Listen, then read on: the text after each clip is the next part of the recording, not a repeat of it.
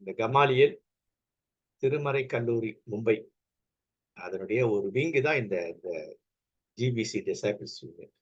நிறைய theological subject புதுசா வந்து உங்களுக்காக சின்ன ஒரு முன்னுரை. தியாலஜிக்கல் சப்ஜெக்ட்ஸ் நம்ம கமாலியல் பைபிள் காலேஜ்ல படிக்கிறோம். கிட்டத்தட்ட 6000 பேர் படிக்கிறாங்க. உங்களுக்கு எத்தனை பேர் தெரியும்னு தெரியல. ஒவ்வொரு வருஷமும் 6000 பேர் படிக்கிறாங்க. கிட்டத்தட்ட 31 தமிழ் குழு இருக்கு. ஒவ்வொரு குழுலையும் குறைஞ்சு ஒரு 160 பேர் இருப்பாங்க. ஆங்கிலத்துல ஒரு 18 குழுன்னு நினைக்கிறேன்.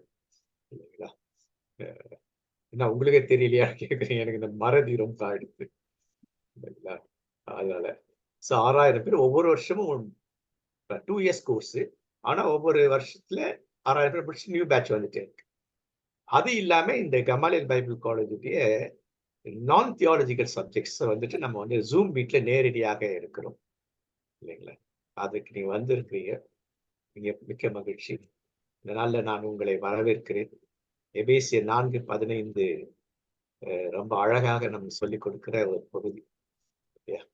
அது என்ன பண்ண அன்பின் அடிப்படையில உண்மையை பேசும்.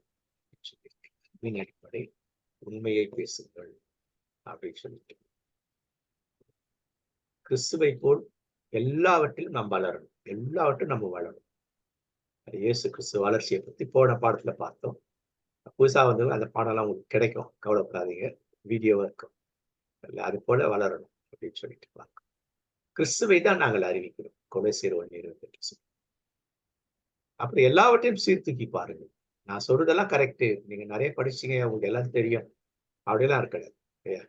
உங்ககிட்ட இருந்து நான் கத்துக்கிறேன். இன்னைக்கு கூட ஒரு செமினார் போயிருந்தேன். அங்க சிலரெல்லாம் பார்த்து, ஐயா நீங்க இந்த செமினாருக்கு வந்திருக்கிறீங்களான்ட்டு. இல்லையா? ஏன்னா அவங்ககிட்ட இருந்து ஏதாவது புதுசா கற்றுக்கொள்ளணும். கற்றுக்கொண்டே இருக்கணும். அதுதான். அடுத்து திறந்த மனசு இருக்கு. ஒரு குறுகிய மனப்பான்மை இல்லாதபடி இருக்கும். அது ரொம்ப ரொம்ப முக்கியமான ஒரு விஷயம். அடுத்தது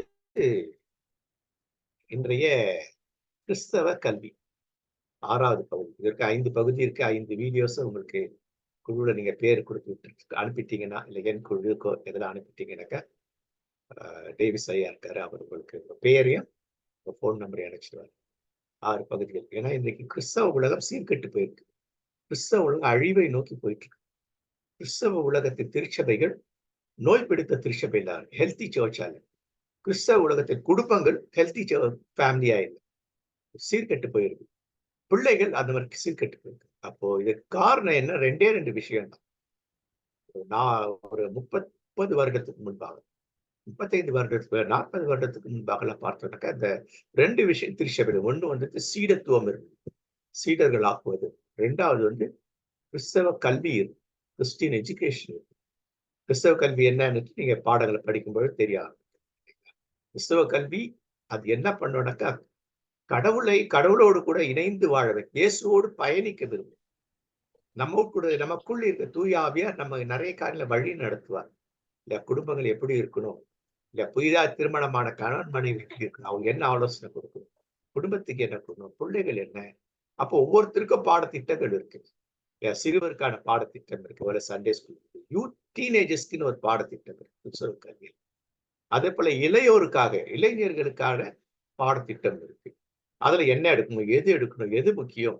ஏதோ வந்த பாட்டு பாடின கைத்தட்ட பண்ணிட்டு போகணும், அதுக்கு ஒரு கல்வி திட்டம் இருக்கு. அதே போல பெரியவர்களுக்கு கல்வி திட்டம், பெண்களுக்கு தனியா இருக்கு, ஆண்களுக்கு இருக்கு, வயோதிபர்களுக்கு இருக்கு. சோ இதெல்லாம் வந்து உங்களுக்கு புதுசா இருக்கும், புதுசா வந்தவங்களுக்கு, இல்லைங்களா? அப்ப இது இது இது இல்லாதனால திருச்சபை அழிந்து ஒழிந்து போய் கொண்டிருக்கிறது. இது மையமா நாம பார்த்துக் கொள்ள வேண்டும். அடுத்தது நான் இதை ஏன் போடுறேன்னா, புதுசா வந்ததுக்கு தயவு செய்து உங்க பிள்ளைகளை இப்படி படிக்க வைக்கணும், இல்லைங்களா? ஏதோ ஒரு 27 டிகிரி அளவுக்கு படிக்கிறதுக்கு கடவுள் எனக்கு வாய்ப்பை கொடுத்தார், வசதியையும் கொடுத்தார். இதுல வாய்ப்பு தான், அதை நான் பயன்படுத்திக்கிட்டேன். அவ பிள்ளைகளால் இது படிக்க முடியும். ஏன் படிக்க முடியாது அப்படின்னா, நாமும் பிள்ளைகளை சரியான வழியில வழி நடத்தலைனாக்கா இந்த பிரச்சனைகள் ஏற்படும். பிள்ளைகள் படிக்கணும், குறைஞ்சி ஒரு மாஸ்டர் டிகிரி, ஒரே ஒரு மாஸ்டர் டிகிரியாவது படிக்கணும். அதை உற்சாகப்படுத்தி தான் நான் இதான் போட்டிருக்கேன், இல்லைங்களா? அதனால பிள்ளைகளை படிக்க தோணும். அடுத்தது இந்த மாதிரி பின்னூட்டம், ஒவ்வொரு பாடம் படிக்கணும் ஒரு பின்னூட்டம். பாடத்துக்கு முன்னே தனியா பைபிள் ஸ்டடி, உங்களுக்கு தனி தியானம் இருந்தீங்கன்னா கூட, குடும்ப சபையில பாஸ்டர் செய்தி கொடுத்தார், இல்ல பாஸ்டரே, இப்ப நானே சபைக்கு கொடுத்தேன்னா நான் இதெல்லாம் யோசிப்பேன். இன்னைக்கு நான் ஆயத்தப்படுத்தி கொடுத்த பாடத்துல எனக்கு அதெல்லாம் பயனுள்ளதா இருக்கு. இது எல்லாத்தையும் பயன்படுத்துற ஒரு ஒரு ஒரு பியூட்டிஃபுல் செட்டப் இது. நாங்க பைபிள் காலேஜ்ல வந்து எங்க ஸ்டூடெண்ட்ஸ்க்கு இது கண்டிப்பா இத குடுக்கணும். இல்லையா? அ அ குறைஞ்சது 1 1/2 பக்கத்துக்காவது குடுக்கணும். இல்லையா? இந்த பார்ட் 1 ஒரு 1/2 பக்கம் இருக்கும். பார்ட் 2 ஒரு 1/2 பக்கம் இருக்கும். பார்ட் 3 ஒரு 1/2 பக்கம். மினிமம் நீங்க 3, 3 பாயிண்ட் ஒவ்வொன்ல குடுக்கணும்னு அவசியம் இல்ல. ஒரு ஒரு லைன்ல குடுத்தீங்கன்னா போதும். இத பார்த்து எது எனக்கு புதுசா இருக்கு? எது பிரயோஜனமா இருக்கு? ஏதோ ஒண்ணு இருந்தா போதும். இல்ல சந்தேகம் எதுனா இருக்குதா? கேள்வி இருக்குதா? அது எதுனா இருந்தாக்கா அத போடலாம். இந்த பாடத்துக்கு ஒரு தனிப்பட்ட கருத்து என்ன? இந்த பாடம் உங்களுக்கு எப்படி இருந்தது? அப்படிங்கிறத நீங்க பண்ணலாம். சோ இத நீங்க எல்லாவற்றுக்கும் பயன்படுத்தலாம். இன்றைய கிறிஸ்தவ உலகம், இந்த கிறிஸ்தவ உலக வாழ்வு எப்படி இருக்கு அப்படின்னு நான் பார்க்கிறேன். இது வந்து முழுதுமாக இல்லையா? பிசாசின் கரத்துக்குள் போயிருக்கு. கிறிஸ்தவ குடும்பம் என்பது இன்னைக்கு இது வந்து இது சர்வசாதாரணம். ஆக்சுவலா இந்த இந்த இந்த இந்த பாடத்த வந்து நான் வந்து எடுத்தது வந்துட்டு 30 வருஷத்துக்கு முன்னாடி இது இப்படி இருந்தது. 30 வருஷமா இல்ல. 24 வருஷம். 2000ல எடுத்தது இந்த பாடம். ஒரு ஒரு 3 டேஸ் செமினார்ல எடுத்தது இந்த பாடம். அப்பத்து படங்க இதெல்லாம். இப்பத்து படங்க எப்படி இருக்குன்னு பாருங்க. இல்லைங்களா? அப்படி கிறிஸ்தவ குடும்பத்தின் பிள்ளைகள் என்னம்மா எப்படி இருக்காங்க?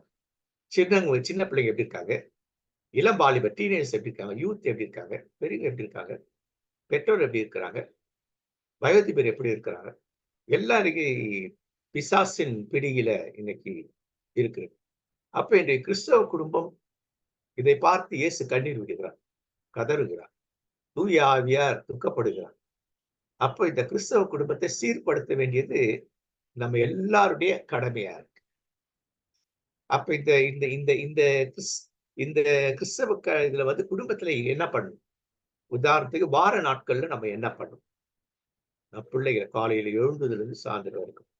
ஞாயிற்றுக்கிழமை எப்படி இந்த பிள்ளைகள் வளர்கிறார்கள்? வளர்ப்பதற்கு நான் வளர்ப்பதற்கு காலையில அந்த பிள்ளைகள் எழுந்ததுக்கு முன்னாடி நம்ம என்ன செய்யறோம்?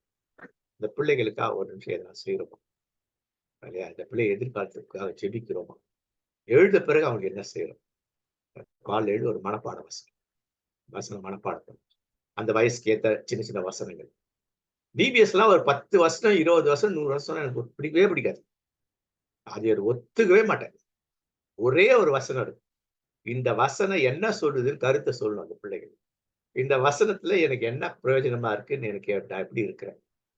இதுதான் கற்றுக் கொடுக்குறது. மெச்சூர்டு பிள்ளைகளா வளர்க்கணும். எடுத்தோனே ஒரு 10 வசனம் மனப்பாடமா சொல்லி 20 வசனம் எனக்கு அதுல வந்து எனக்கு உடன்பாடே இல்ல. ஏதோ வசந்த படிச்சுப்பட என்ன இருக்கு? அந்த ஒரு வசனத்த அந்த பிள்ளைகள் யோசிக்கணும். அந்த பிள்ளைகள் தன் கருத்த சொல்லணும். அது அந்த காலத்துல இருந்தது. ஒரு 30, 40 வருஷமா சின்ன குட்டி பிள்ளைங்கலாம் தெரியாது. ஆனா மனப்பாடமா ஒரு வசனம் சொன்னா காஃபி குடுப்பாங்க. அப்பலாம் மனப்பாடமா சொன்னா ஒரு காஃபி. இல்ல காஃபி குடுப்பாங்க காலையில. இல்லையா?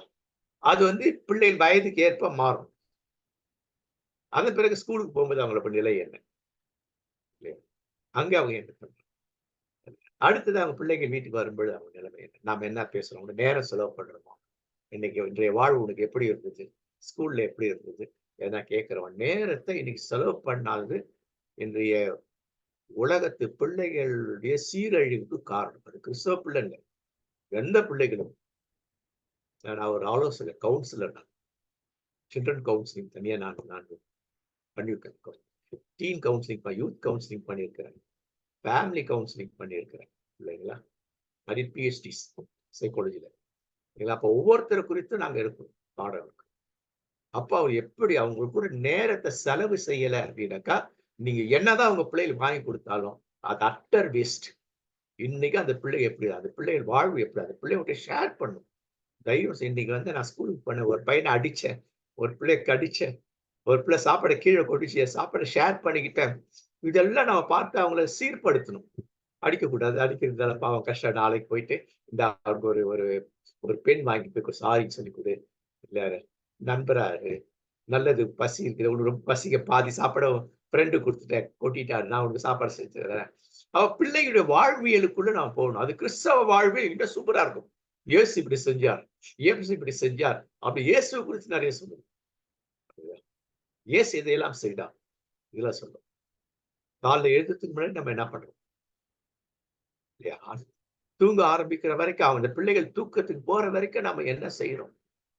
இல்லையா? உலக நடப்ப பத்தியும், அதோடு இணைத்து ஆன்மீக நடப்பு, கிறிஸ்தவர்கள் ஆன்மீக நடப்பை உள்ள கொண்டு போகும் இல்லைங்களா? அது என்னெல்லாம் சரியா டாட் டாட் டாட் போட்டு வச்சு தருவோம் இல்லையா?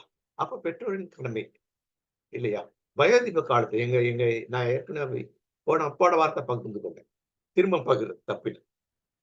எனக்கு இப்ப 76 வயசு ஆகுது. எங்க அம்மாவுக்கு வந்து 2 வருஷத்துக்கு முன்னாடி இறந்துட்டாங்க. 94 வயசு இல்லைங்களா? அவங்களுக்கு. நெறைய எனக்கு சொல்லிக் குடுத்தாங்க. நாங்கலாம் இப்படி இருக்கிறோம் அப்படின்னாக்கா, டிசிப்ளின பத்தி நம்ம டிசிப்ளின் இருந்தா தான் நல்லா படிச்சோம். என் குடும்பங்கள்ல ஃபர்ஸ்ட் டிசிப்ளின். ஒரு பருக்க சோறு கூட டேபிள்ல இருக்கக்கூடாது. டேபிள்ல சிந்துனா தட்டிடுவாங்க. போய் தரையில இருந்து எடுத்து சாப்பிட சொல்லுவாங்க. சாப்பிட்ட தட்ட வந்துட்டு சும்மா லேசா அலசி இல்லையா? அங்க வைக்கணும். ஏன்னா வேலைக்காரம்மா வந்து அது அந்த காலத்து சாம்பல் அது போட்டு அவங்க கிளீன் பண்ணுவாங்க. ஏன்னா அது காஞ்சு போயிருக்கு. அவங்களுக்கும் அது தண்ணி வேஸ்ட்டு, சோப்பு வேஸ்ட்டு, இல்ல இதெல்லாம் வேஸ்ட்டு. காஃபி டம்ளர் குடிச்சுட்டு அத சும்மா வாஷ் பண்ணி அப்படி வச்சுக்கணும். இல்லையா? அது காய்ஞ்சி போயிடுச்சுனா கஷ்டமா இருக்கும். அவன் மற்ற வேலைக்காரங்களுக்கு கஷ்டம் குடுக்கும். உன்னை நேசிப்பது போல அயலாரை நேசி. இதுதான் நம்ம பணி செய்ற வேலைக்காரம்மாவோ இல்ல யாரா இருந்தாலும், அவங்களுக்கு என்ன பண்ணக்கூடாது, நம்ம ஹெல்ப்ஃபுல்லா இருக்கணும். இல்லையா? அப்ப இதெல்லாம் செய்வோம்டா. அடுத்து அந்த பிள்ளைகளுக்காக என்ன செய்றோம்? போன பாடத்துல கடைசியில முடிஞ்சிருக்கும். ஒரு வசனம். இல்லைங்களா? தயவு செஞ்சு அந்த பாடத்த பாருங்க. வரிசையா எல்லா பாடத்தையும் பாருங்க. சும்மா போன வாரம் பாடத்தை எங்க அம்மா அந்த 94 வயசு வரைக்கும் படி ஏறி வருவாங்க. நான் ஃபர்ஸ்ட் ஃப்ளோர்ல இருப்பேன். எதிர் வீட்ல தங்கச்சி வீட்ல தான் இருந்தாங்க. ஆ கொரோனா வந்ததுலருந்து அவங்க என்னோட கூட செட்டில் ஆயிட்டாங்க. ராத்திரில படுக்கும் பொழுது, திடீர்னு நான் எந்த சின்ன சத்தம் கேட்டாலும் விழிச்சுடுவேன். எங்க அம்மா அவங்க ரூம்ல இருந்து அப்படியே வந்துட்டு ரெஸ்ட் ரூம் எப்ப நடு ராத்திரில அவங்க ரெஸ்ட் ரூம் போயிட்டு வருவாங்க. இல்லையா? போயிட்டு வந்து வருவாங்க. நான் அப்படியே கண்ண மூடிட்டே இருப்பேன். விழிச்சுக்குவேன். என்னதான் பண்றாங்க? கரெக்ட்டா போறாங்களா? ஏன்னா ராத்திரி நேரம் வேற இல்லைங்களா? லைட் போட்டா கூட வயசாயிடுச்சு அவங்களுக்கு. அதனால அவங்களே நடப்பாங்க. அதெல்லாம் ஒண்ணு. படியே ஏறி வருவாங்க. மெதுவா படி ஏறி வருவாங்க. கூட ஆள் இருக்காங்க. தொடக்கூடாது அவங்க. அவங்க என்ன பண்ணுவாங்கன்னா, என்கிட்ட வர நான் கண்ண அப்படியே அரை கண்ல பார்ப்பேன். என் தலையில கை பட்டும் படாமலும் கை வைப்பாங்க. ஏன் கை வைப்பாங்க அப்படின்னாக்கா, கை கழுவிருப்பேன். அது ஈரமா இருக்கும்ல. அது தலையில பட்டா விழிச்சிடுவேன்னு சொல்லிட்டு பட்டும் படாம வச்சுட்டு, ஒரு ஒரு ஒரு ஒரு 1 நிமிஷம் தான். 1 நிமிஷத்துக்கு கம்மியா தான் ஜெபம் பண்ணிட்டு போயிடுவாங்க. இல்லையா? அப்ப நான் காலையில கேட்பேன். அம்மா என்னம்மா எனக்கா ஜெபம் பண்ணீங்கன்னா, அவ சொல்லுவா, நீங்க வந்து எந்த நேரத்திலயும், எந்த காலத்திலயும் இயேசுசாமி முகத்துல கரி பூசக்கூடாது. அதான் ஜெபம். ஒரு வரி மன்றாட்டு. இது இது எனக்கு எவ்வளவு ஹெல்ப்ஃபுல்லா இருக்கும் தெரியுங்களா? இதெல்லாம் இந்த மாரி விஷயங்கள். உங்க பிள்ளைகளுக்கு இத செய்றீங்களா? என் பிள்ளை வந்து இயேசுசாமி முகத்துல கரி பூசக்கூடாது. ஆவியானவர் துக்கப்படுத்தக்கூடாது. செய்றோமா நம்ம? இல்லைங்களா? அப்ப ஒரு வரி இதெல்லாம் வந்துட்டு கிறிஸ்டியன் எஜுகேஷன்ல வருது. நெறைய எஜுகேஷன பத்தி சொல்லியிருக்கிறேன். அப்ப இன்னைக்கு கிறிஸ்டியன் எஜுகேஷன் என்ன இருக்கு? இல்லையா? குடும்ப தலைவர்கள், ஆசிரியர்கள் இல்லையா? சபையில இருக்கிற Sunday school teacher, youth leader, பெண்கள் ஐக்கியம், ஆண்கள் ஐக்கியம், வயோதிபர் ஐக்கியம் இவர்கள் எல்லாம் என்ன பண்ணணும்? கிறிஸ்துவை அவர்கள் கற்றுக்கொள்ளணும். கிறிஸ்டியன் எஜுகேஷன் அவங்களுக்கு இருக்கணும். நீங்க எத்தனை கிறிஸ்டியன் எஜுகேஷன் நெறைய எடுக்க போறேன் கிறிஸ்டியன் எஜுகேஷன் பத்தி. அத என்ன பண்ணணும்? கிறிஸ்தவ கல்வியை அவர்கள் பயிலணும், கற்றுக்கொள்ளணும். 2வது அதுல பழகணும். எப்படி பழகணும்? பிராக்டிஸ் பண்ணணும். இல்லையா? குடும்பத்துல பிராக்டிஸ் பண்ண இப்ப எங்க அம்மா பிராக்டிஸ் பண்றாங்க இல்லையா? காலையில இந்த மாரி தலையில ஜெபம் பண்றது. எல்லாருக்குமே. முக்கியமா எனக்கு நான் வந்து ஒரு இறைப்பணியாளர் அப்படிங்கிறதுனால எனக்கு ரொம்ப ஜெபம் பண்ணுவேன். அப்ப பிள்ளைகள் இதெல்லாம் இல்லையா? அடுத்தது பின்தொடர் பணி. அந்த பிள்ளைகள் அதுக்கு ஏற்றபடி வாழ்கிறார்களா? அப்படி சொல்லிட்டு. அப்போ கடவுளோடு இணைந்து வாழ்கின்ற ஒரு வாழ்வு. எல்லாரும் கடவுளை இணைந்து வாழணும். குடும்பமே கடவுள் இணைந்து வாழ வேண்டும். இல்லையா? அப்போ இது எங்க பார்க்க முடியும்னா, யூதர்கள்ல தான் பார்க்க முடியும். யூத குடும்பம் அன்று முதல் இன்று வரை இல்லையா? அன்று முதல் இன்று வரை அவங்ககிட்ட இருக்க ஒரு எவ்வளோ தப்பு பண்ணாலும் ஒரு விஷயத்துல ரொம்ப ரொம்ப அடமென்ட்டா இருப்பாங்க. யெகோவாகிய கடவுள். அப்ப கேட்டு, "நீ யார்?" அப்படின்னு கேட்டாக்கா அவன் சொல்லுவான். இதெல்லாம் சொல்லுவான். "உன் கடவுள் யார்?" இல்லையா? கடவுள பத்தி சொல்லிட்டு, "இந்த கடவுள் மாத்தூயவர், அனைத்து ஆற்றலும் பெற்றவர்." நம்ம பவர் திருப்பதி இது வந்து தமிழ், தூய தமிழ். திருவிவிலியத்தை பயன்படுத்த ஆரம்பிக்கும். ஏன்னா மொழிபெயர்ப்பு நல்ல மொழிபெயர்ப்பு. திருவிழியத்துல இருக்கிற இதுல வந்து தவறுகள் கொஞ்சம் இருக்கு, நிறைய இருக்கு. பகவத்கீதையில நிறைய மொழிபெயர்ப்பு பிழைகள் இருக்கு, சரிங்களா? பயன்படுது அப்படின்னா இங்கிலீஷ் பயன்படுது, இங்கிலீஷ்ல கரெக்டா இருக்கும். மகா பரிசுத்தம் சர்வ வல்லுள்ள கடவுள் அப்படின்னா, அப்ப நீ யாரு அப்படின்னாக்கா, நான் எங்க குலம் என்ன தெரியுமா? கடவுளால் தெரிந்து கொள்ளப்பட்ட இஸ்ரேல் மக்கள் எப்படிப்பட்டவர்கள் சொன்னாக்கா, அவர்கள் கடவுளால் தெரிந்து கொள்ளப்பட்ட தூய பரிசுத்த இனம். ஜாதி இதெல்லாம் சொல்லக்கூடாது. ஜாதி இருந்தது அசிங்கமான கெட்ட வார்த்தை. இந்த பிராமணர் தான் நமக்கு இந்த பகவத் திருக்குறள் மொழிபெயர்க்கிறதுக்கு உதவி செஞ்சாங்க. அவன் தமிழ் தெரியாது, எல்லாம் வடமொழி சொற்களை அடைச்சிட்டாங்க. அதனால ஜாதி, புற ஜாதி அப்படின்னு சொல்லாது, பிற இனம், பிற. அப்ப இதெல்லாம் சொல்ல, அப்ப உலகத்திலே இவங்க ஏன் இந்த அளவுக்கு இருக்கிறாங்கன்னா, தங்கள் கடவுளை எந்த சொல்லி விட்டுக் கொடுக்கவே இல்லை. அதான் இன்னை வரைக்கும் உலகத்தை அந்த அந்த சுண்டக்கா கூட அளவு கூட கிடையாது. அது உலகத்தையே ஆளுகிறது. படத்துல ஆளுகிறது, அறிவுல ஆளுகிறது, எல்லாவற்றிலும் ஆளுகிறது. இன்றைக்கு உலகத்திலேயே பணக்காரர்கள் தான் அவங்க டாப்ல இருக்காங்க. எல்லாத்துலயும். எங்க பார்த்தா பெரிய பெரிய பணக்காரலாம் யாருக்குன்னா அமெரிக்கால இருக்கலாம், எங்க வேணா இருக்கலாம். அப்ப அவர்கள் அவர் கடவுளை இன்று வரைக்கும் விட்டுக் கொடுக்கல. தங்கள் சூழலை விட்டுக் கொடுக்கல. இஸ்ராயேலர்கள், யூதர்கள் அப்படிங்கிறது. நாம கிறிஸ்தவர்கள், திசை உடையவர்கள் என்பதை விட்டுட்டோம். அதுதான் பிரச்சனை. அவர்கள் அதை விட்டுக் கொடுக்கல. அப்போ இதன் அடிப்படையில் இஸ்ரேல் மக்கள் என்ன பண்றாங்கன்னா, அவங்க எப்படி தன்னுடைய வாழ்வை அவர்கள் உள்வாங்குகிறார்கள், செயல்படுத்துகிறார்கள்னாக்கா, இல்லையா? படைப்பு, கிரியேஷன், ஸ்டோரி ஆஃப் கிரியேஷன். அது அந்த படைப்புல மானுடம் மற்றது படைத்தான். அடுத்து வீழ்ச்சி. மானுடம் வீழ்ச்சியை தவிர அவர் அவர் வாயினால் படைக்கப்பட்ட எந்த ஒன்றுமே விழல. மானுடம் தான் வீழ்ந்தது. வீழ்ந்த மானுடத்துக்கு அவர் கொடுத்த வாக்குறுதி என்ன? கடவுளுடைய வாக்குறுதி என்ன? அந்த வாக்குறுதி 3 வச்சுதான் அவங்க வாழ்கிறாங்க. இன்றைய வாழ்வு இது வரைக்கும் அப்படிதான் இருக்கு. அப்போ அப்பேற்பட்ட வாழ்வு நமக்கு முக்கியம். அதை அவங்க எப்படி செய்வாங்க அப்படின்னு சொல்லி பார்த்தீங்கன்னா, இல்லையா? முதல் 10 அதிகாரங்கள் அது வந்து மத்தவங்களுக்கு புரியுது கஷ்டம். இல்ல எங்களை போல ஓல்ட் டெஸ்டமென்ட் ஸ்காலர்ஸ் எங்களுக்கு புரியும். ஏன்னா அதுல எபிரேயத்தை பார்க்கணும். எபிரேயத்துல எந்த காலகட்டத்து எபிரேயம் அது தெரியும் இல்லைங்களா? 4 காலகட்டம் இருக்கு இன்று வரைக்கும், அன்றிலிருந்து இருந்து. அப்ப அந்தந்த காலகட்டத்தில் அதுக்கு என்னென்ன அர்த்தங்கள் எப்படி பட்டது அப்பதான் புரியும். ஆனா அவங்களுக்கு, யூதர்களுக்கு நல்லாவே புரியும். நமக்கு புரியாத விஷயம் அவனுக்கு புரியும். அப்ப இந்த 10 அதிகாரம் அவர்களுக்கு ரொம்ப முக்கியம். முக்கியமான புத்தகம் எது அப்படின்னா தோரா. பைபிள்ல வர்ற வேதம், வேத வசனம், வேத வாக்கியம் இதெல்லாம் எங்க இருக்கு? என்ன தமிழ்ல சரியா இருக்கு, இங்கிலீஷ் சரியா இருக்கு. புக் ஆஃப் லா, நியாய பிரமாணம் அதுதான். வேதம் நியாயப்பிரமாணம். எது? 5 ஆகமம் தான் நியாயப்பிரமாணம், புக் ஆஃப் லா. இது ரொம்ப முக்கியம். அப்போ இன்றைக்கு கிறிஸ்தவ குடும்ப வாழ்வு அது எப்பேற்பட்டதா இருக்கு, எப்படி இருக்கு?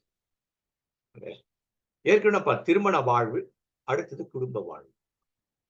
இதை குறித்து இன்னொரு பகுதி நான் பார்க்கிறோம், ஏற்கனவே பார்த்துட்டோம். ஏன் இதை இன்னொரு தடவை பண்ணாக்க, என்கிட்ட நான் போன முறை சொல்லியிருந்தேன், எப்ப பார்த்தாலும் இல்லையா ஆதாமிய சொல்லி கல்யாணத்துல அதை பிரசங்கம் பண்ணுவாங்க. இல்ல இயேசு சொன்ன இது பத்தி, அதே போல பவுல் அடிகளா கொருந்து திருச்சபையில குடும்பத்தை குறிச்சு, கணவனை குறிச்சு சொன்னது இல்லையா? திராட்சை ரசம், இத பத்தியே சொல்லி அது பசங்க அதுக்குள்ள இருக்க உண்மை என்ன, வாழ்வாக்கும் உண்மை அதுக்குள்ள இருக்கு. அது தெரியணும், அதை சொல்லி கொடுக்கணும். திருச்சபையில கல்யாணம் ஆற பிள்ளைகளுக்கு இந்த பாடங்கள்லாம் எடுக்கணும். கல்யாணம் ஆனாங்கன்னா உடனே கல்யாணத்துக்கு செய்தி கொடுத்த இந்த மாதிரி செய்தி கொடுக்கணும். ஏற்கனவே ஒரு செய்தி கொடுத்துருக்கேன், கல்யாணத்துக்கு எப்படி செய்தி கொடுக்கணும். இது இன்னொரு விஷயம், இதுவும் ஏன்னா அது கேட்டாங்க, நீங்க அதெல்லாம் வேணாம், எல்லாம் காலகாலமா சொல்றாங்களேன்ட்டு. சொல்றது தப்பு கிடையாது, எப்படி சொல்லணும், எப்படி அதை செய்யணும், அதான் முக்கியம். அதான் நான் சொல்றேன். அதுக்கு அவங்களுக்காக வேண்டி நான் இன்னைக்கு இன்னொரு பகுதியை நான் எடுக்க இருக்கிறேன் இல்லையா? அதே ஆதியாகமத்துல இருந்துட்டு, படைப்புல இருந்துட்டு இல்லையா? இன்னொரு விஷயம், அது உங்களுக்கு ஆச்சரியமா இருக்காது. ஓ இப்படியா இருக்கு. வசனத்தை நேரா அப்படி பார்க்க கூடாது. வசனத்தை எப்படி பார்க்கணும்னு இருக்கு தெரியும். இப்ப இது வந்து இன்னொரு முறை, வசனத்தை எப்படி பார்க்கணும் இன்னொரு முறை. எப்படி இந்த இந்த இந்த இந்த இளம் தம்பதியருக்கு செய்தி கொடுக்கணும், இல்லைன்னா கவுன்சிலிங் கிளாஸ் நடக்கும் கல்யாணத்துக்கு, அவங்களுக்கு இதை பத்தி எப்படி சொல்லி கொடுக்குறது, இல்ல இளம் வாலிபர இளம் திருமண மாணவர்களுக்கான ரிட்ரீட் நிறைய நடக்கும். நிறைய இடத்துல நடக்கும். புதிதா திருமணமானவருக்கு ரிட்ரீட்லாம் நடத்துவாங்க. அதுல இருக்கணும் வாலிபர் கூட்டத்துல இதெல்லாம் கிறிஸ்தவ அவங்களுக்கு எஜுகேட் பண்ணணும் இதெல்லாம். அதை குறித்து ஒன்று பார்க்க இல்லையா? கடவுள் மாந்தரை எப்படி படைத்தார்? தமது சாயல் தமது. இதை நம்ம புரியணும்னா நீங்க எங்க இருந்து எடுக்கணும்னா முதல்ல ஆதாம் ஏவாள் நீங்க எடுத்து டீச் பண்றீங்கன்னு வச்சுக்கோங்க. இல்ல பிரசங்கம் பண்றீங்க இல்லையா? கல்யாணம் ஆன பிள்ளைக்கிட்டாக்கா முதல்ல ஆதியாகவும் 5ஆம் 1, 2 எடுத்து அங்க ஆரம்பிக்கும். இப்படி ஒரு வசனம் இருக்குது நிறைய பேருக்கு தெரியாது. ஆதியாகமம் 5ஆம் அதிகாரத்துல இருக்குது. நம்ம எங்க போறோம்? 1, 2க்குள்ளேயே சுத்திட்டு இருக்கோம். அப்ப எங்க ஆரம்பிக்கணும்? முன்னுரை எங்க வருது? இங்கதான். ஆதாமுடைய வம்ச வரலாறு வழி மரபு என்ன அப்படின்னு சொல்லிட்டு கடவுள் மனிதரை படைத்த பொழுது அவர்களை தம் சாயல் உருவாக்குறார். தன்னை போலவே சிந்திக்கணும் இல்லையா? தன்னை போலவே இருக்கணும். தன்னை போல பேசணும். ஆனா முழு சுதந்திரத்தோடு செய்யணும். எனக்கு எப்படி ஒரு ஒரு ஒரு ஒரு ஒரு ஒரு ஒரு மகத்துவம் இருக்கு அதே மாதிரி ஒவ்வொருத்துக்கும் ஒரு மகத்துவம் இருக்கு. கடவுள் அந்த அதான் என் சாயல் கேட்ட என்ன போல ஆனா வேற மாதிரி ஆனா சிறப்பாக அப்பாவை போல பிள்ளை ஆனா அப்பா என்ன சிறப்பு இருக்கோ அதே சிறப்பு பிள்ளைக்கு. அம்மாவை போல பையன் சிறப்பு இல்ல பெண்ணு சிறப்பு. அதுதான் முக்கியம். அதுதான் கடவுள் அதான் அது சாயல் அவருடைய சாயல் அவருடைய சிந்தைப்படி அவருடைய சாயல் படி அப்படின்ட்டு இல்லையா? அவர்களுக்கு என்ன பண்ண மனிதர் என்று பெயர் அவர்களுக்கு அவர்களுக்கு ஆணுக்கும் பெண்ணுக்கும் எப்படி படைச்சார்? எப்படி உருவாக்குனார்? படைத்தாரா உருவாக்குனாரா? அது நமக்கு தெரியும். அப்ப தொடர்ந்து இருப்பாங்க. இப்ப ஆதியாகமம் 2ஆம் அதிகாரம் இப்ப ஒரு 5ல இருந்து 2க்கு வரும் இல்லையா? கடவுள் என்ன பண்ணாரு அப்படின்னு சொல்லி பார்த்தேன். கடவுள் ஒரு தோட்டத்தை உருவாக்குகிறார் அப்படின்னு சொல்லி நான் வந்து பவர் திருப்புதல்ல இருந்துட்டும் நான் வசனம் போடுவேன். திரும்பி தான் வசனம் போடுவேன். ஏன்னா அப்பதான் நல்லா புரியும் இல்லையா? நிறைய அர்த்தங்கள் நல்லா அழகா இருக்கும் திரும்பி அதுக்காக வேண்டி. சில நேரங்கள்ல பவர் தீர்ப்புதல் வந்து எபிரேயம் கிரேக்கத்தை விட ரொம்ப சிறப்பா இருக்கும். அதுதான் நிறைய திருப்புதல்ல பயன்படுது இல்லையா? அவர் கிழக்குல என்ன பண்ணார்? ஏதேன் என்ற தோட்டத்தை உண்டாக்குனார். நாம் உருவாக்கின மனிதனை உருவாக்கினார் தன் கரத்தினால. மற்றத அப்ப இளம் பெண் கல்யாணம் ஆன கணவன் மனைவி சொல்லும் கடவுள் உங்களை உருவாக்கினார். உங்களை படைக்கல உருவாக்கினார். அது அவர் எவ்வளவு யோசிச்சிருக்கிறார். எப்படியெல்லாம் இருக்கணும்னு அவர்களுக்கு ஒரு ஸ்பெஷலா ஒரு இடத்தை உருவாக்கி அங்க வச்சிருக்கார். மனிதனை சரி தோட்டத்தையும் சரி ரெண்டுமே. ஏன்னா இந்த இடம் சரியான இடம். குடும்பமாய் நீங்கள் வாழ்வதற்கு இது சரியான சூழல். நல்ல சூழல். அப்ப இன்றைக்கு அப்படிப்பட்ட சூழல் இருக்குமா அப்படின்னு தான் சொல்லிக் கொடுக்கணும். இந்த சூழல் உங்களுக்கு சரியா இல்லை. ஆனா அந்த சூழலை எப்படி கடவுளோட விசிட்டி உருவாக்கி கொள்ளணும். நீ இளம் திருமண வாழ்வை எப்படி நடத்த அதை கொண்டு வர. அடுத்தது அவர் என்ன பண்றாரு இல்லையா? ஆதியாகமம் 1:26, 27 இப்போ வரும். அவர் இதெல்லாம் எல்லாத்தையும் படைத்தார். படைச்சு ஆளட்டும் ஆளக்கடவர். இது தப்பா புரிஞ்சுக்கிட்ட. ஆளுகைனா என்ன? அவங்க அடிமை கிடையாது. வேலைக்காரன் வேலைக்காரி அப்படிதான் எனக்கு சொல்லி கொடுக்குறாங்க. தி ஆரிஜின் என்ன சொல்லுது? ஹீப்ரூல இதுக்கு என்ன வார்த்தை பயன்படுத்தப்பட்டிருக்கு? இந்த ஆளுகை அப்படின்றது சாதாரண ஆளுகை கிடையாது. வேற என்டலி டிஃப்ரெண்ட் இல்லையா? ஆனா இந்த ஆளுகை இருக்குது. அது இருக்கு. ஆனா அது ஒருவருக்கு இல்லை. அப்ப ஆளுகை அப்படின்றது என்ன? கடவுள் படைத்த படைப்போ இதுவும் ஒன்றிணைந்து வாழ்வதுதான் ஆளுகை. ஒன்றாய் வாழணும். இயற்கையை நாம பதம் பார்த்ததுனாலதான் நம்ம இவ்வளவு கஷ்டப்படுறோம். ஒரு இடத்துல மழையே கிடையாது. இல்ல அளவுக்கு அதிகமான மழை, பனி இல்லையா? இயற்கை வந்து இன்னைக்கு இன்னைக்கு மனிதத்துக்கு எதிராக வர்றதுக்கு காரணம் என்னன்னா மனிதர்கள் செய்தது. ஆளுகைன்றது அதான். அதை போய் கஷ்டப்படுத்துறது அதான் ஆளுகை. அப்ப கடவுள் அப்படி சொல்லியிருப்பாரு. ஆண்டுகொள்னா என்ன அர்த்தம்? தண்ணியெல்லாம் என் பக்கம் திருப்பிக்கிறது. கடல்ல எந்த அளவுக்கு போகணும் அந்த அளவுக்கு போகணும். அது கடலுக்கே போகாம சில இடங்கள் என்ன பண்ணிடுறாங்க, அணை போட்டுடுறது. இல்லைங்களா? இது என்னென்ன செய்யணும்? எப்படி பண்ணணும்? நெறைய இருக்கு. இயற்கைக்கு ஏன் ஆளுகைய தப்பா புரிஞ்சுகிட்டு இருக்கு. மானுடம் உலகம் தப்பா புரிஞ்சுகிச்சு. கிறிஸ்தவனும் தப்பா புரிஞ்சுட்டு இருக்கிறான். ஆளுகைன்னா அதோடு கூட இணைந்து வாழ்வது. என்ன ஆளுகைன்னா அன்பு, கரிசனை, கேர் அதை குறித்த நாங்க இன்னைக்கு ஒரு பிள்ளைகள் சொல்லுவோம். ஒரு சின்ன மரம் வளரு. இல்ல குறைஞ்ச ஒரு செடியாவது வளரு. அதுல உனக்கு ஆக்ஸிஜன் கிடைக்கும். அப்ப இதுதான் ஆளுகை அப்படின்னா இதான். நான் எப்படி படைப்புகளோடு மனிதரோடு கூட நான் எப்படி இசைந்திருக்கிறேனோ, அது போல நீயும் இசைந்திருக்க கத்துக்கோ. நீ சிந்தித்து செயல்படணும். சுய சித்தம் இருக்கணும். நான் சொல்றது அப்படியே ஈயடிச்சா காப்பி அடிக்கிறது. உன்னுடைய சித்தம். அதை கடவுள் வைத்து. அப்ப அடுத்தது என்ன சொல்றது? 1:28ல அதை உங்கள் ஆற்றலுக்கு உட்படுத்துங்கள். ஆனா உன்னுடைய ஆற்றல் என்ன? கிறிஸ்தவனுடைய ஆற்றல் என்ன? சரி, நீங்க நான் சொல்றது கரெக்ட்டா இருந்தாக்கா, யூ ஆர் குட். சூப்பர். கிறிஸ்தவனுடைய ஆளுகை வந்து அன்பு. பார்த்துக்கோங்க. கிறிஸ்தவனுடைய ஆளுகை என்ன? அன்புதான். அன்பினால் ஆளுகை. அந்த அன்பு எப்படி வெளிப்படும்? நம்முடைய தியாகத்தின் ஊடாகத்தான் அன்பு வெளிப்படும். அவனை நேசிப்பு அயலாரை நேசி. இயேசு சொல்லுவார்ல, தலை சாய்க்க இடமில்லை. ஆனா உனக்கு தலை சாய்க்கிறதுக்கு ஒரு தலையணை குடுத்திருக்கிறேன். அதை வச்சு சந்தோஷப்படு. உன்னுடைய கடவுளுக்கு நன்றி சொல்லு. வாய்ப்பு இருந்தா உன் தலையணையில இன்னொருத்தர் தலையணை இல்லாதவர் அந்த தலையணையில ஒரு பகுதியை படுக்கிறதுக்கு இடம் கொடு. இது தியாகம். இன்னொரு தியாகம் என்ன? நீ தரையில படு, தலையை வச்சுக்கோ. அந்த தலையணை இன்னொருத்தருக்கு கொடு. இதுதான் ஆளுகை. அன்பின் ஆளுகை. அப்ப இந்த அன்பு எங்க இருக்கும்? தியாகத்தின் வெளிப்பாடு தான் அன்பு. இப்ப கடவுளுடைய அன்பு என்ன? தியாகத்தின் வெளிப்பாடு.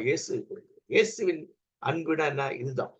தூய ஆவியரின் அன்பு நம்ம நாசமா போகாதபடிக்கு நம்ம கொஞ்சம் சீர்படுத்துறாரு. இல்லைங்களா?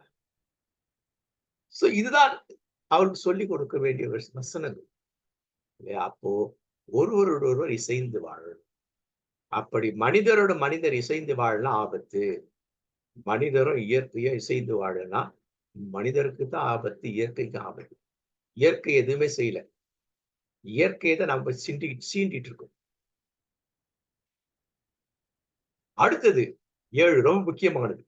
அப்பொழுது ஆண்டவருடைய கடவுள் நிலத்தின் மண்ணினால் மனிதனை உருவாக்கி அவன் நாசிகளில் உயிர் மூச்சை உள்ள மனிதன் உயிர் உள்ளவனா. அப்படின்னா மனுஷன் யாரு? மண்ணு. வசனம் சொல்லுது, மனுஷன் மண்ணு. மனுஷன் மண்ண மனுஷி மனுஷிய மண்ணு. இதை போல புரிஞ்சுக்கணும். மனுஷ மண்ணுனா மனுஷிய மண்ணு. ஏன்னா பார்க்க போறோம். எப்படி மனுஷி மண்ணு. கடவுள் மண்ணினால் மனிதனை உருவாக்கினார். அப்படின்னா என்ன? மனுஷனுடைய முடி மண்ணு. உள்ளங்கால் வரைக்கும் மண். எல்லாம் மண்ணு. இத மண்ணுல தான் உருவாக்குனார். இதை புரிஞ்சுக்கணும். அப்ப நம்ம ஒண்ணும் கிடையாது. கடவுளால் தான். கடவுளுடைய கிரியை அப்படின்னு இல்லைங்களா? அப்ப மண் என்ற மூலப்பொருள் இல்ல ரா மெட்டீரியல்ல அதுல எல்லாம் அடங்குது. ரத்தம் அடங்குது, சதை அடங்குது, எலும்பு அடங்குது. எல்லாம் இதயம் அது இது எல்லாமே மண்ணு தானக்கா. இதெல்லாம் மண். எப்படி மண்? அது பார்க்க போறோம். ஆக மண்ணாகிய மனிதன் அவனுடைய ஒரு பகுதியாகிய மண் எதுனாக்கா எலும்பு ஒரு மண் இல்லையா? அந்த எலும்புன்ற மண்ணுல எடுத்துதான் மனுஷிய உருவாக்குறார். ஏன் தனியா ஒரு ஒரு ஒரு ஒரு மண் எடுத்து ஏன் உருவாக்குறதுன்னா 2 பேருக்குள்ள அந்த நெருக்கத்தை வெளிப்படுத்துறதுக்கு தான். இத புரிஞ்சுக்கணும். ஏன் எலும்ப எடுத்தாரு? நடுவுல இருந்து எடுத்ததுனால நீ தலைய ஆகக்கூடாது இல்லையா? இல்ல தலையில இருந்து எடுத்தாக்கா ஆண்டு ஆண்டு கொள்வார். கால்ல இருந்து எடுத்தாக்கா அடிமையா இருப்பா. அப்படி இல்ல. அப்ப கணவனுக்கு மனைவிக்கு மண்ணுல இருந்து எடுத்தா அந்த மண்ணில இருந்து இன்னொன்னு உருவாக்குறது. அப்படின்னா இதிலிருந்து என்ன மனிதர்களுக்குள் அது பரவுகின்ற இனம். அப்ப எலும்புல இருந்து எடுத்தாருன்னா அது எலும்பு எது? மண் அது. Raw material. மண்ணிலிருந்து எடுக்கிறார். ஒரு அவர் எலும்புல இருந்து எடுக்காம ஒரு சதையை பிச்சு எடுத்து அதுவும் மண்ணுதான். அது நிறைய இருக்கு. அதை பத்தி பேசுக்கு நேரம் இல்லை. இந்த எலும்பை பத்தி பேச நிறைய இருக்கு. அதை பிரிச்சு பார்க்க இல்லையா? அப்ப மனுஷி உருவாடார் அப்படின்னு சொல்லி பார்க்க. ஆக அது யாரு? நம்மளாம் யாரு? மனுஷன் மண்ணின் மண், எலும்பின் எலும்பு. இப்ப கணவன் மனைவி பார்த்தா மண்ணின் மண், கணவன் எலும்பில் எலும்பு, கணவன் சதையின் சதை. நீ சதையில நானும் சதை, நீ ரத்தம்னா நான் ரத்தம், இருதயம்னா இருதயம், தேசத்துல எல்லாமே எல்லாமே அங்கிருந்து வருது. இருவருமே தன்னுடைய எலும்பை, அப்படிப்பட்ட கணவன் மனைவி, புதுசா கல்யாணம் வர கணவன் மனைவிய நீங்க சண்டை போடணும், ஒருத்தர் அடிச்சு எலும்பை முறிச்சுக்காதீங்க. கணவனும் எலும்பை முறிக்கூடாது, மனைவியை முறிக்கூடாது. சரிங்களா? சதை கிழிக்காதீங்க, அடிச்சு ரத்தம் வர வைக்காதீங்க. ஏன்னா, ஏன் எலும்பின் எலும்பு ரத்தத்தின் சதையின் சதைன்னு சொல்றாருன்னா, யாருமே நம்ம சதை கிழிச்சுக்க மாட்டான். கணவன் தன் சதை கிழிச்சுக்கிறான்னா என்ன? மனைவியை அடிச்சு கிழிக்கிறான்னா என்ன? தன்னையே கிழிச்சுக்கிறான்னு அர்த்தம். மனைவி கணவன் அடிச்சு உடைக்கிறான்னா தன் எலும்பையே உடைச்சுக்கிறான். இதான் அதனுடைய அர்த்தம். இப்படிதான் அவன் சொல்லிக் கொடுக்கணும். இல்லைங்களா? இல்ல வேற எங்கனா போயிடும். அப்ப அதனாலதான் அங்க சொல்லுகிறது. முக்கியமா சாவு வீட்டுல மரண ஆராதனை வழிபாடு, மரண வழிபாடு. ஆராதனைன்றது வடமொழி சொல்.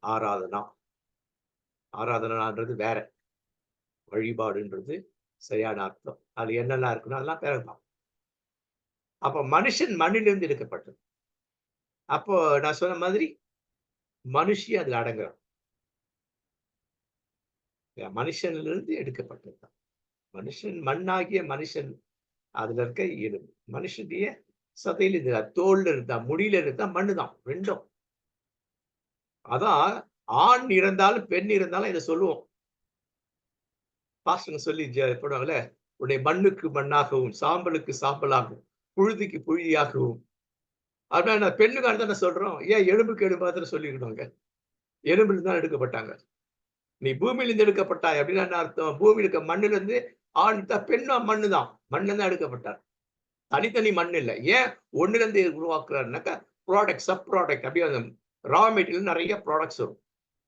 பிள்ளைகள், பிள்ளையின் பிள்ளைகள், பிள்ளையின் பிள்ளைகள் இப்படி இப்படியே. அப்போ இது எந்த கணவன் மனைவி என்ன பண்ணும்? அதுதான் ஆதியாகமம் 22, 21, 24 சொல்றார். இவள் இவள் பெண் என்று அழைக்கப்பட்டாள். அப்ப இந்த வசனத்தை தப்பா சொல்றேன். ஆனா இன்னைக்கு யாரும் நடக்குறது இல்ல.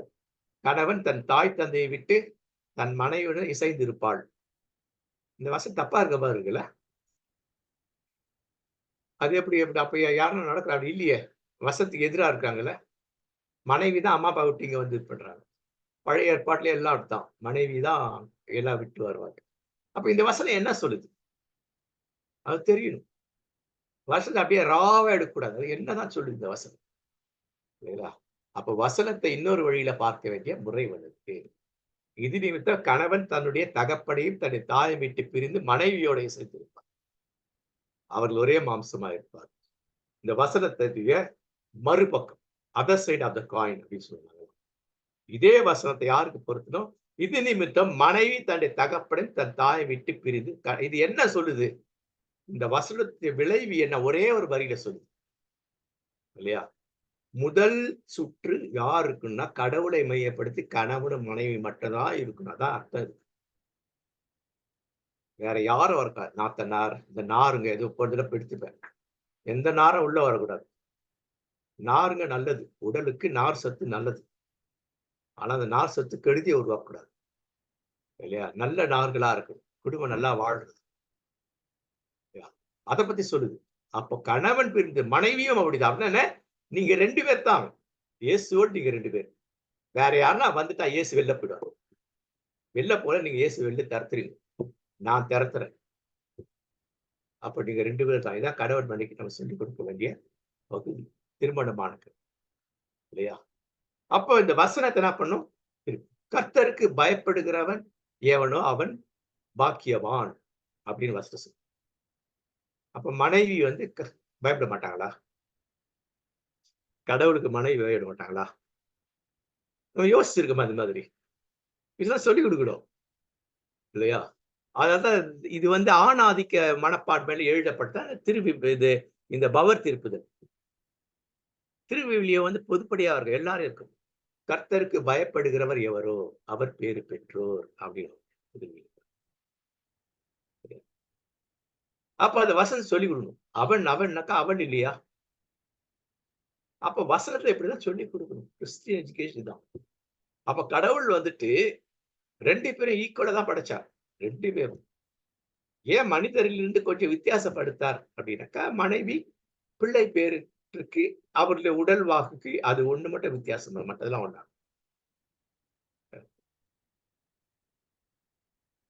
அப்ப என்ன சொல்லுது அப்படி சொல்லி பார்த்தாக்கா, யூத முறைமைக்கு எதிரா இருக்க மாதிரி இருக்கு இந்த வசனம். ஆனா யூதர் இது புரியும். நல்லாவே புரியும். நமக்கு புரியாது தான் வசனம். எதிர் வசனம் அவனுக்கு புரியும். இல்லையா? அவங்க கூட்டு குடும்பம் தான். கணவனை விட்டு மனைவி பிரிஞ்சாங்க. ஆனா அவங்க என்ன பிரிந்து வாழும்பொழுது அந்த கணவன் மனைவிக்கு அவங்களோட கல்ச்சர் பார்க்கணும். கலாச்சாரம் படிக்கணும்.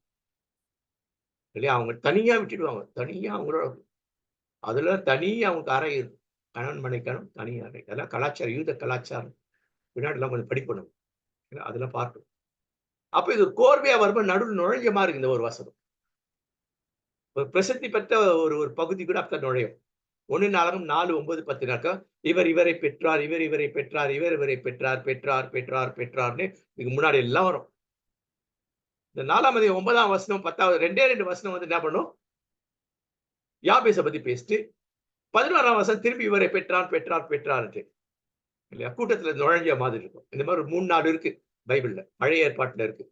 திடீர்னு உள்ள நுழைஞ்சது வசனங்கள். நுழைஞ்சு அது என்ன சொல்லுது? அப்ப இந்த வசனம் அப்படி நுழைஞ்சது தான் அது. நீங்க பாத்துக்கலாம். இதுக்கு முன்னாடி, பின்னாடி பாத்தீங்கன்னா வேற மாதிரி இருக்கும். அப்ப என்னன்னா அது ஒரு மையமான ஒரு விஷயமாக இல்லையா அந்த இடத்துல கையாளப்படுகிறது. கணவன் மனைவி மட்டும்தான். கடவுளோடு கூட கணவன் மனைவி. அது என்ன இருக்கணும்? வித்தியாசமா இருக்கணும். பிசாசு இருந்தா வித்தியாசமா இருக்க மாட்டீங்க. கடவுள்ல வித்தியாசமா இருப்பீங்க. அதுதான் உள்ள நுழைக்கப்பட்டது இது வசனங்கள்லாம். திடீர்னு நுழையுது இல்லைங்களா? அந்த வசனம் திடீர்னு என்ன பண்றான்? அந்த நிகழ்வு நடுவுல வச்சு தொடர்ந்து எழுதுறது.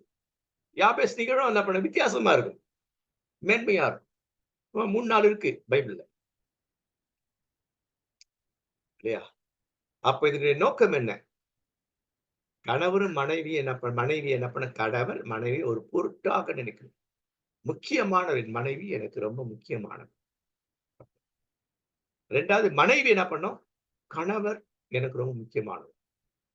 அப்போ கணவன் மனைவியை மையப்படுத்தி வாழணும். மனைவி கணவனை மையப்படுத்தி. இதுல புரிஞ்சுக்க வேண்டியது இந்த விஷயங்கள் ரொம்ப முக்கியமான விஷயமாக பார்க்கப்படும். அடுத்தது என்ன பார்க்கிறோம்? சூழல் என்ன பார்க்கிறோம்? 2, 15, 18, 16, 17, 18 அதிகாரம். இல்லையா? அந்த நிலத்தை பண்படுத்த பாதுகாக்க. அதான் என்ன? கடவுள் ஓரளவுக்கு பண்படுத்தி பாதுகாத்து இவங்கள கொண்டு வந்து வச்சுட்டாரு. இப்ப அத என்ன பண்ணணும்? கிளீன் பண்ணி பக்காவா வைக்கணும். வீடு புதுசா இருக்குது. குடியேறிட்டோம். அப்படியே இருந்துடலாமா? வீட்ட சுத்தப்படுத்தணும்ல. வீட்ட கிளீனா வச்சுக்கணும் இல்லையா? வீட்ல இன்னும் எல்லாம் அழகுபடுத்தணும். அதான் அர்த்தம் இருக்கு. God did his part. அவர் அவருடைய பணியை செய்து அடுத்த பணி யார் சொல்லி நீங்க பண்ணணும். அப்ப குடும்பம் என்பது கடவுள் உங்களை இந்த குடும்பத்தில் இணைத்து சூழலை உருவாக்கி வச்சிருக்காரு. இந்த நல்ல சூழலை பயன்படுத்திக்கணும். அங்க சூழலை பயன்படுத்தால் வீழ்ச்சி வந்தது. அது சொல்லணும். ஐயா ஐயா இது மியூட் பண்ணிடுங்க ஐயா.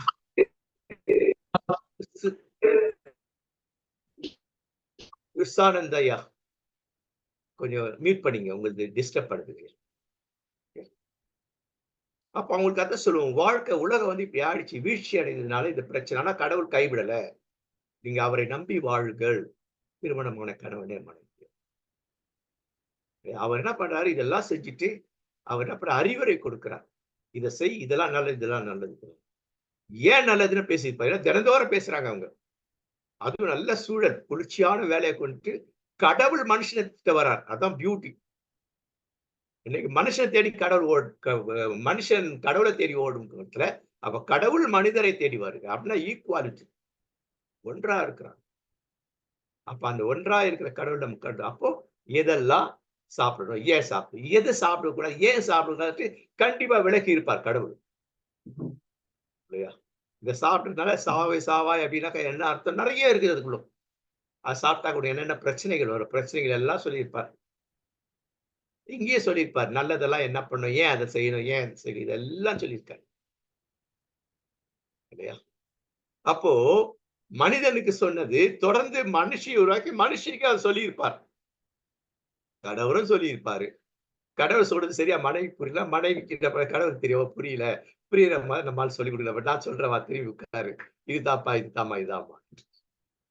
அப்போ கடவுள் என்ன செய்கிறான்னு சொல்லி பார்த்தா நம்ம கற்றுக் கொடுக்கிறவர். அதான் கணவன் மனைவிக்கு சொல்லிக் கொடுக்கணும். கிறிஸ்தவ கல்வி இதுதான். கல்யாணத்துக்கு போனா இந்த மாதிரி இதெல்லாம் சுருக்கமா கொடுக்கணும், இந்த மாதிரி செய்யும் இல்லையா? அடுத்து 19-20 அடுத்து என்ன பண்றாரு, மனிதனுக்கு நாம் சொல்லிக் கொடுத்ததை அவர் எப்படி அந்த அறிவை பயன்படுத்து இல்லையா? அவர் வந்து மண்ணுல செஞ்சதெல்லாம் கொண்டு வந்து இதுக்கு இவர் என்ன பேர் வைப்பாரு அப்படின்னு பார்த்தாக்கா, அவர் வைக்கிற பேர் அதுதான் ஆயிட்டுனா கடவுள் தன்னுடைய விருப்பப்படி மனிதனை படைத்தார். தன்னுடைய சாயல், தன்னுடைய சிந்தை, இந்த மாதிரி சிந்திக்கிற தன்மை, அந்த சிந்திக்கிற தன்மை கடவுள் இதற்கு நாய் அப்படின்னாக்கா இவரு நாய் தான் பேர் வச்சிருக்காரு. அப்படின்னா என்ன, 2 பேர் லிங்க் ஆகும். புதுசா மனுஷன் வச்ச பேர்லாம் கிடையாது. நாய். கடவுள் இதற்கு நாய் என்று பெயரிடும்படிக்கு வைத்திருக்கிறார். அந்த பெயரை இவர் செய்ய அப்படின்னா கடவுளும் மனிதனும் இணைந்து, அதான் ஒரே சிந்தை, ஏக சிந்தை அப்படின்ட்டு பவுலடிகிறார் சொல்றார். இதுதான் தமது சாயல், தமது ரூபம், தான் சிந்திக்கிறது போல, தான் பேசுகிறது போல, தான் பழகுகிறது போல, அதெல்லாம் ஒரு அதுக்குள்ள கணவன் அப்படிங்கிற இந்த நிகழ்வு இல்லையா? நான் சொல்லத்தான் காற்று வீசும்பொழுது கடவுளே அவர்கிட்ட வருகிறார் என்று சொல்லி பார்க்கிறோம். அப்ப கடவுள் எப்படி விரும்புகிறார்? ஆங்கிலத்திற்கு தமிழ் அடுத்து தமிழ பார். குடும்பத்துக்கு அவர் அருளியது என்ன இல்லையா? சத்து மிகுந்த குடும்பம், இயேசுவை மையப்படுத்தும் குடும்பம், தூய ஆவியார் விண்படி வழி நடக்கிற குடும்பம், சத்தான குடும்பமா இருக்கணும். அப்போ திருமண வாழ்வுல போறனே சத்தான குடும்பத்தை அமைத்துக் கொள்ளும். குடும்பமாக மாறி கணவன் மனைவி பிள்ளைகளை பெறுகிற நீங்களும் இப்படிதான் இருக்கும். ஒரு குடும்பம் எப்படி இருக்கணும் இல்லையா? சமநிலை இருக்கணும். ஹையரார்கி இங்கிலீஷ்ல அப்பா நான் சொல்றதுதான் நீ கேட்கணும், அம்மா இப்பதான் பெரிய பிள்ளை நீ இப்படிதான் இருக்கணும், பொண்ணு நீ இப்படிதான் இருக்கணும், சின்ன பையன் இப்படிதான் இருக்கணும், அது கிடையாது. எல்லாத்தையும் ஈக்குவல், ஆல் ஆர் ஈக்குவல்.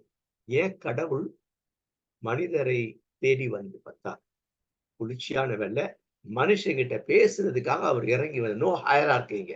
அவர் கடவுள், நான் மனுஷன் அப்படி இல்லை, சமம். இந்த சமத்தை குடும்பத்துல கொடுக்கும். குடும்பத்துல எல்லாரும் சமம். ஒரு குழந்தை பிறந்து அது ஒரு 2-3 வயசு வரைக்கும் அந்த பிள்ளைக்கு அவ்வளவு உயர்வு கொடுக்குறோம்ல. அந்த பிள்ளை பேசுறத பார்த்து சொல்றது என்ன இல்லையா? அது பாக்குறத பார்த்து சிரிக்கிறத பார்த்து அப்ப என்ன அந்த பிள்ளைக்கு மேன்மையான இடம் கொடுக்குறோம்.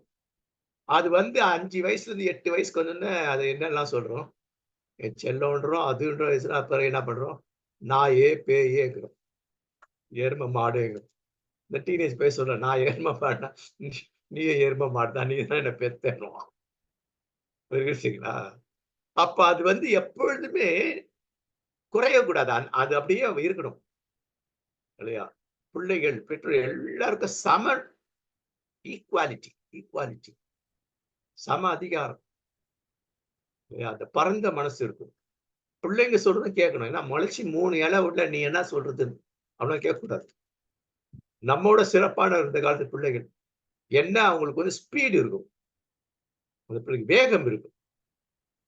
அடுத்தது அதை செய்யறதுக்கு அறிவு இருக்கும். ஆனா அந்த அறிவை என்ன பண்ண வேகமா செய்யறதுனால வைத்து சேனலைஸ் பண்ண முடியாது.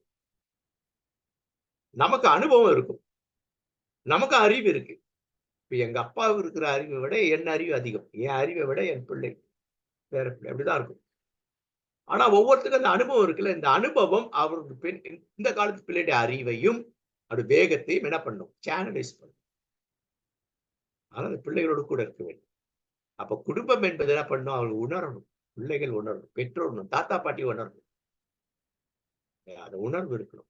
இதுல அப்படித்தான் இந்தியன் பீனல் கோட்ல இல்லையா, நீதி வழங்குகிறதுனாக்கா அந்த அந்த நீதியை அங்க நீதிமன்றத்துல போயிருக்க அந்த இவர் சொல்லணும், இவர் சரியானபடி நீதி வழங்கி இருக்கிறார் என்பதை உணரணும். அடுத்தது நீதியை அவர் அனுபவிக்கணும். நான் தப்பு பண்ண அதுக்கு இந்த தண்டனை, தப்பு பண்ணல எனக்கு விடுதலை. சரியா நீதி கொடுத்தார். உணர்தல் வேண்டும், அனுபவிக்க வேண்டும். அப்ப நாம் நம் குடும்பத்தை எல்லாரும் உணரும். அது ரொம்ப முக்கியமான ஒரு விஷயம். அப்ப இந்த வசனம் இருக்கு, மனைவிகளே கர்த்தருக்கு ஏற்கும்படி உங்கள் புருஷருக்கு கீழ்ப்படியுங்கள். அப்படின்னா புருஷர்களே கர்த்தருக்கு ஏற்கும்படி உங்கள் மனைவிக்கு கீழ்ப்படி. கீழ்ப்படிதெல்லாம் நான் என்ன சொல்லியிருந்தேன், அடுத்த விஷயம் கீழ்ப்படினா அவங்க சொல்றதே கேட்பது, காது கொடுத்து கேட்கிறது. காது கொடுத்து கேட்காத நிறைய நல்ல விஷயங்கள் நம்ம இழந்துடும். அது கணவனா இருக்கட்டும், மனைவியா இருக்கட்டும், பிள்ளைகளா இருக்கட்டும், யாராலும். அப்ப கீழ்ப்படிதல்னாக்க அடிமை பத்தி பேசல, அடிமையா இருந்து. ஏன் காலில் விழுந்து கும்பிடக்கூடாதுன்னு சொல்றாங்க, அந்த கலாச்சாரம் வேற. கிறிஸ்தவ, ஏன்னா அந்த யூத கலாச்சாரம் இல்லையா, அதற்கு முன்பு மற்ற கலாச்சாரங்கள்னா அடிமைகள் தான் காலில் விழுவாங்க. அப்ப அவர்கள் அப்படி அல்ல. அப்ப கிறிஸ்தவ யார காலில் விழுக்கிறாரா, நம்முடைய நாட்டுல என்ன, அது ஒரு மரியாதை. அவன் விழுதுன்னா நீங்க நல்ல வார்த்தை சொன்னீங்கன்னாக்க இல்லையா, எனக்கு அது நடக்கும், என்னை ஆசீர்வதிங்க, அதுக்காக விழுற, அது வேற. இந்த காலில் விழுது வேற, அது வேற. கலாச்சாரத்துக்கு பின்னாடியே பார்க்கணும். அப்ப நம்ம என்ன பண்றோம் அப்படின்னு சொல்லி பார்த்தாக்கா, இந்த கீழ்ப்படியெல்லாம் பொண்டாட்டிக்கு நான் என்ன கீழ்ப்படியுது. இந்த காலத்து மனைவிகள் என்ன பண்ணுவாங்க, நான் ஒண்ணு நிறைய சம்பாரிச்சேன், உனக்கு நான் நீ சொல்றது நான் என்ன கேட்குது. அது இல்ல கீழ்ப்படிதல் என்று சொன்னாங்க, அவர்கள் சொல்வதை அப்படியே உள்வாங்கிக் கொள்வது. 2 பேரும் உட்கார்ந்து பேசி தீர்வு செய்வது. பிள்ளைகளுக்கு அப்படிதான். பிள்ளைகளே உங்கள் பெற்றாருக்கு எல்லா காலத்திலும் கீழ்ப்படிகள். அப்போ பெற்றோரும் கீழ்ப்படிதல்னு சொல்லு. பெற்றோர்களே நீங்களும் பிள்ளைகள். எல்லாமே வசனத்தை அப்படிதான் பார்க்கணும் நம்ம. எந்த ஒரு வசனத்தையும் அதர் சைடு, அடுத்த பக்கம் என்ன சொல்லுது, ஒன் சைடடா நிறைய இருக்குது, ஏன் இது யோசிக்கணும் நம்ம. அப்ப பிள்ளைகளே உங்க பெற்றாருக்கு கீழ்ப்படிங்கள், ஆண்டவருக்கு தான் ஏற்புடையது. அப்ப பெற்றார்களே நீங்கள் உங்க பிள்ளைகளுக்கு கீழ்ப்படிதான் கடவுளுக்கு ஏற்புடையது. வசனங்களே இப்படிதான். அப்ப இதான் கிறிஸ்தவ கல்வி. கீழ்ப்படிதல் அப்படின்னா மதிப்பு கொடுங்கள். கீழ்ப்படிதல் பைபிள்ல வருகின்ற கீழ்ப்படிதல், இங்க வர கீழ்ப்படிதல்னா மதிப்பு கொடுங்கள், மரியாதை கொடுங்கள், செவி சாயுங்கள். அவ சொல்லுத கொஞ்சம் காது கொடுத்தா கேளுங்களேன். நம்ம மழையில பேசுற பேச்சுக்கு காத்துக்கிட்டு இருக்கோம்ல, சொல்லி செல்லும் இப்படி சொல்லி, அப்பா சொல்லு, அம்மா சொல்லிட்டு ஏங்குறோம்ல,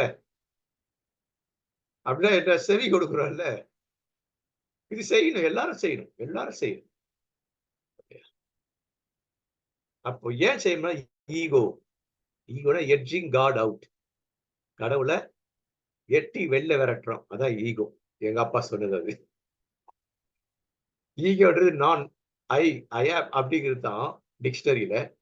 ஆனா எங்க அப்பாவோட டிக்ஷனரி லெட்டர் இருக்கு, அவர் சொல்றது அந்த காலத்து ஈகோனா எட்ஜிங் காட் அவுட், கடவுளை எட்டி வெளில தரத்துறது, எட்டி உதைக்கிறது.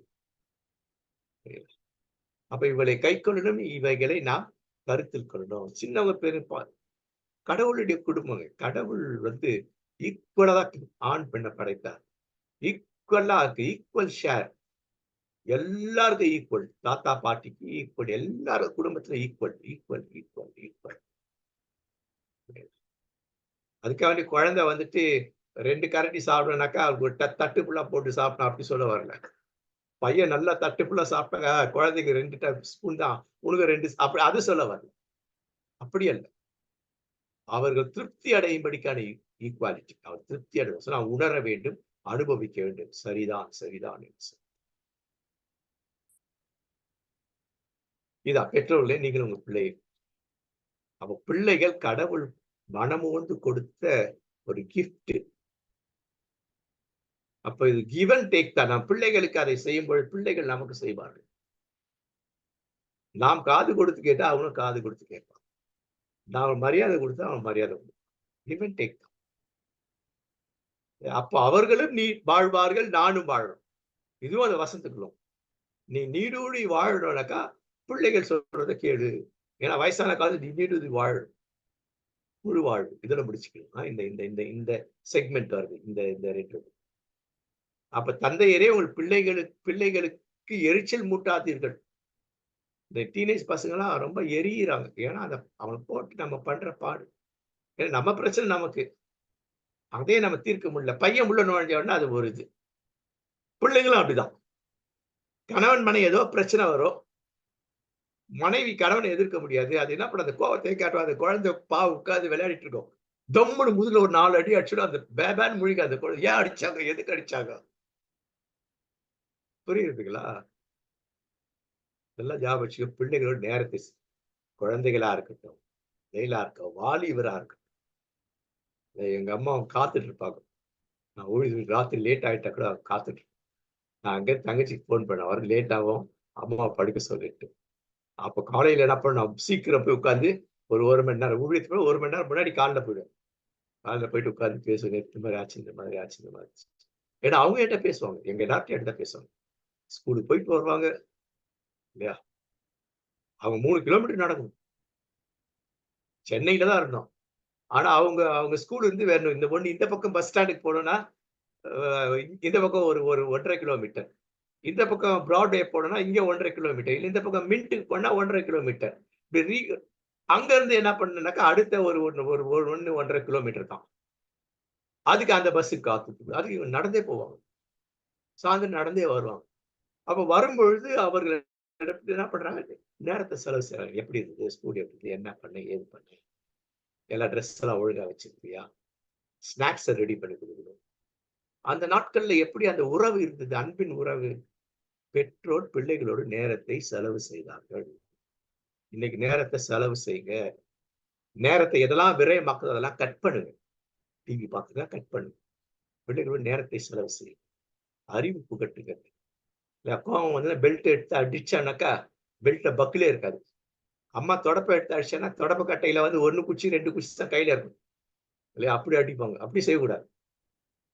இல்லையா? செல்லம் செல்லம்ன்னு குடுத்துட்டு, கடைசியில வந்து இந்த மாரி பண்ணாதீங்க. எரிச்சல் மூட்டாதீர்கள் பெற்றோர்களே. பிள்ளைகளே நீங்களும் உங்க அம்மா, அப்பா கேட்டுக்கணும். வசனங்கள அதர் சைடு பார்க்க கத்துக்கிடணும். ஏன்னா, அப்பதான் இவர்கள் வந்து எழுச்சி அடையும்.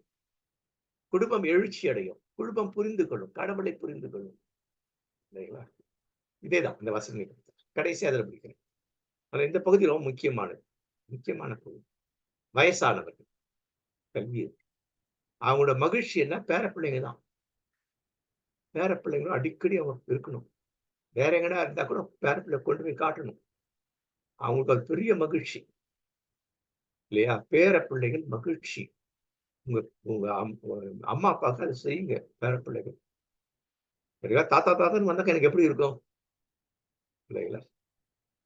அடுத்தது அவங்க தனியா வாழ்றாங்க. உனக்கு நான் துணை, எனக்கு நான் துணை. அடுத்த பகுதி. ஒருவரை ஒருவர் சார்ந்து முன்ன குடும்பத்த சார்ந்து இருந்தாங்க. இப்ப தனிமைப்படுத்தி விட்டுறாரு நெறைய இடங்கள்ல. சிலரோட அப்பாவ நீ 6 மாசம் பாத்துக்க, அம்மாவ நீ 6 மாசம் பாத்துக்க மாத்திக்கிறது. ரொம்ப அது கொடுமை. எல்லா கொண்டு போய் ஹாஸ்டல்ல சேர்க்கிறது. அப்ப 2ஆம் நிலை. 3ஆம் நிலை என்ன தெரியுமா? யாராவது செத்து போயிட்டு அவன் நிலைமை எப்படி இருக்கும்? இல்லையா? அந்த அந்த அந்த அந்த பாட்டிமா பாருங்க. அவங்க அவங்க அவங்க அவங்க முகத்த பார்த்தாலே தெரியும். அவங்க கணவன அவங்க அவங்க இழந்து போயிட்டு உயிரோட இருக்கிறாங்க. ஆனா கணவன் இல்ல. அவங்க முகத்த பார்த்தாலே தெரியும். இன்னைக்கு வயோதிபர் இப்படி இருக்கிறாங்க. யோசிப்பு. கிறிஸ்தவ கல்வியில இதெல்லாம் இருக்கு. கல்வி முறையெல்லாம் நான் உங்களுக்கு சொல்லிக் குடுக்குறேன். அதே போல வயதானவர் தன் தன் தன் மனைவி இல்ல. பேரப்பிள்ளைகளும் இல்ல. நானும் மனைவி ஒண்ணா நடந்து போனோம், ஒண்ணா உட்காருவோம், ஒண்ணா பேசுவோம். இப்ப நான் மட்டும் தனியா இருக்கேன். கடவுள் இதையெல்லாம் எதிர்பார்க்கிறார். குடும்பத்துல இதெல்லாம். குடும்ப வாழ்வுக்கு இதெல்லாம் சொல்லிக் கொடுக்கணும். திருச்சபையில இதெல்லாம் சொல்லிக் கொடுக்கு. இல்லைங்களா? அடுத்தது இன்னும் முக்கியம். தாத்தா, பாட்டியோட கூட இருக்கிற ஒரு மகிழ்ச்சியான குடும்பம். இல்லையா? பேரப்பிள்ளைகளோடு கூட இருக்கிற மகிழ்ச்சியான குடும்பம். ஆனா இது வந்து எனக்கு எனக்கு என் ஃப்ரெண்ட் அனுப்புனது. இந்த போட்டோ. இவருக்கு வந்து அவங்க மனைவி இறந்துட்டாங்க. இல்லையா? ஆனா அவர் வச்சு பார்க்கிறது யாருன்னா, அவங்க மருமகன். அது வந்து மருமகன். மகன், மருமகன், பேரப்பிள்ளை. அவர் அவர் அவர் அவரோட நிம்மதியா இருக்கிறது பாரு. நிம்மதி பெருமூச்சுன்னா இதுதான். இல்லையா? பேரப்பிள்ளைகள். அங்கே மருமகன், மகன போல நினைச்சு பார்க்கிறார். மகன். மனைவியை இழந்தாலும் அவங்க தைரியமா இருக்கின்ற ஒரு முதியவர். கிறிஸ்தவ குடும்பம். வயதான காலத்துல, முதுமையான காலத்துல அவங்க என்ன பண்ணாக்கா, உடல் தளர்ச்சி அடைஞ்சு, மனசு தளர்ச்சி அடைஞ்சு.